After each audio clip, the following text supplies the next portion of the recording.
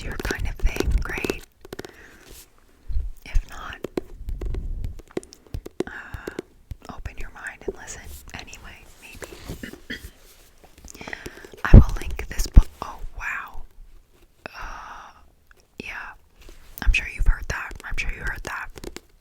Just a little gurgling going on. Alright, so, yeah, if you're interested, I will link this below as well as the delicious drink.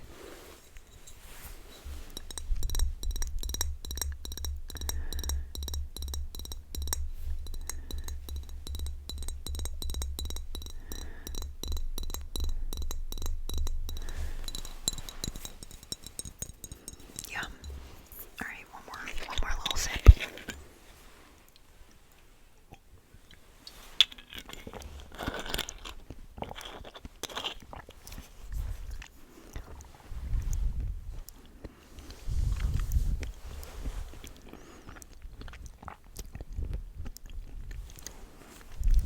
Yum. Okay.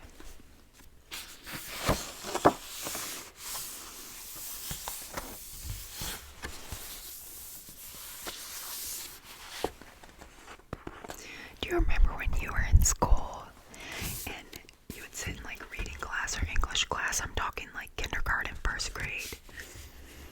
And you would always have that teacher that just like turns the page so crisp. So crisp. I don't know, maybe ASMR heads only pay attention to that kind of thing. But like, I remember in second grade, like reading time on the carpet was my favorite when the teacher would get up and read to us, because like hearing the crinkling of it all was just top tier. Okay.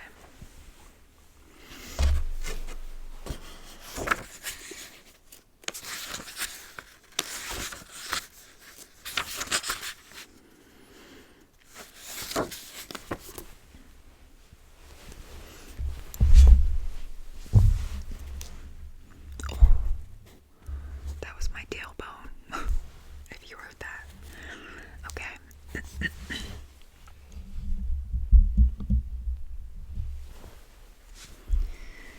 Enlightened, authentic self. Full consciousness is the natural state called Sahaya. It is the end of the search as natural openness is awakened, restful, aware, alive.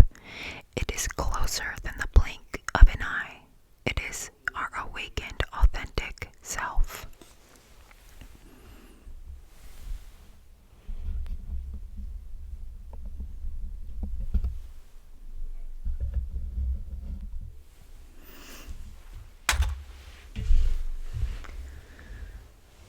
What is authentic enlightenment really about?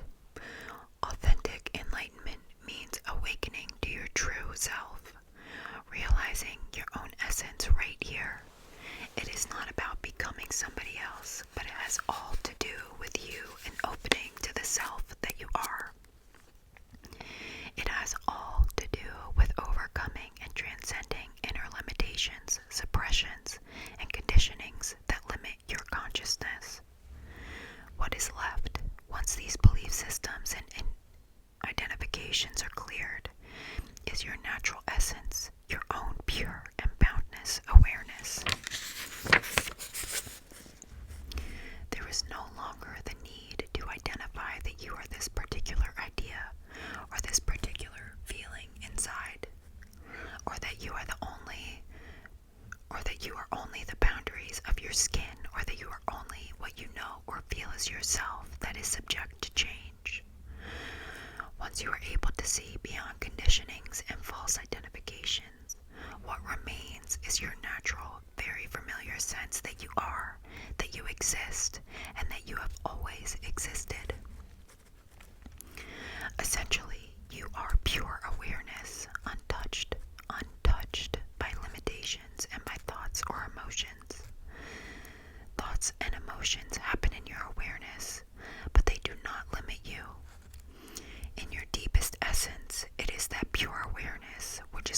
liberation and freedom from all that is unwanted. It is freedom from deepest feelings, since you are the context in which everything happens.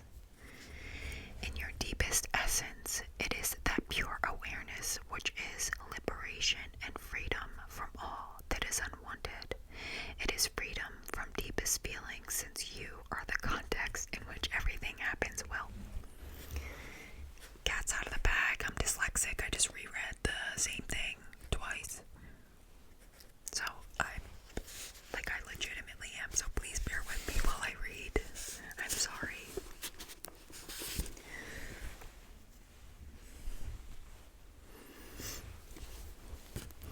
It is important to understand that enlightenment is not about thoughts and ideas, feelings, or energies. It is rather all about your essence self and stabilizing as that. It has nothing to do with any idealations, but all to do with you, simply you, and finding yourself most deeply.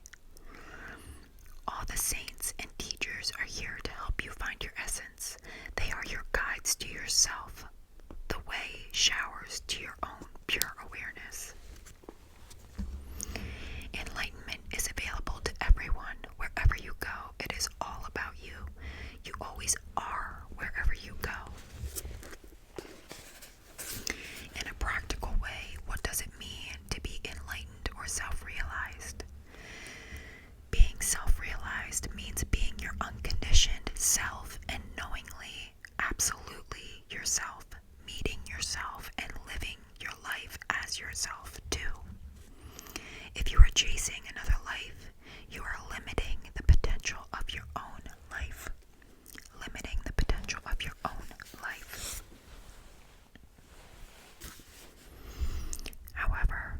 However, if you think that all of your problems will be resolved, you will suddenly have no issues. You will have perfect health, that money will pour upon you, that all relationship problems will be solved, and your kids will become angels. That is merely an illusion. Becoming self-realized has nothing to do with what is outside of you. Since you have seen through those illusions and transcended those limitations, you can live your life fully and naturally, unobscured by what is happening outside of you. You can live your life deeply. You can indeed live your life totally as you are now, without inner suppressions or separations, without contradicting or opposing yourself. You should not have any limitations or even judge yourself. That is even worse. You can live fully and truthfully now. You can live honestly and nakedly now. And you can live absolutely as you really are. That is your enlightened, authentic self. Okay, I want to bring a little bit of attention to the word should, that you should not. The word should is a heavy word, and oftentimes it is like anchored with a little bit of judgment, like, oh, I know that this shouldn't make me upset, or I know that I should be grateful for this, or I know that I should get past this by now. Be gentle with yourself with the word should. You are a human. Whatever feeling comes up for you is valid. So I don't know, just try not to torture yourself with the word should. You're doing the best that you can, and just try not to let the judgment of shoulds swallow you whole when that word comes about. I know that might sound kind of silly, and if that word brings you no pressure or judgment, then that's wonderful. I love that for you, but it can be a heavy word for someone, especially when they're struggling. Like, yeah, I know I should be happy, or I should be my authentic, real self. Well, there's a reason that you're not fully there yet, and that's okay. I'm not sure that anyone fully lives with no pressures of shoulds on self in their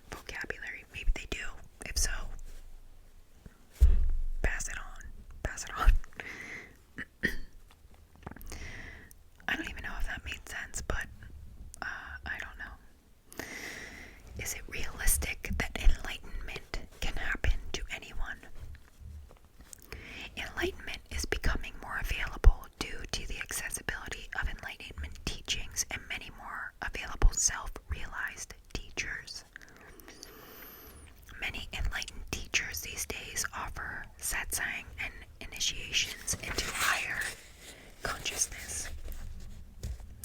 Although exploring different teachings, teachers, and possible paths is good, you should, there it is again, you should always examine what is best working for you right now. You should also be dedicated and sincere and see what helps you most to move forward, to come increasingly closer to your natural self. It is becoming more realistic than ever to become self-realized because many enlightened teachers are becoming more effective in helping others in more direct ways. There is also no longer the need for any particular ceremonies, rituals, or buildings such as churches, ashrams, temples, or monasteries. There is no need to travel anywhere. When you see different kinds of teachers, you would understand that they are all unique in their own way. Therefore, you should find someone who resonates with you and explains things most simply, in the most understandable way, and in the most relatable way.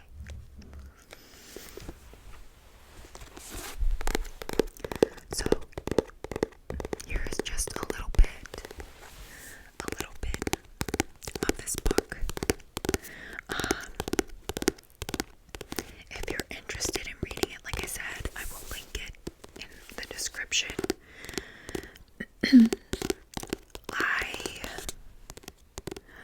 I'm not sure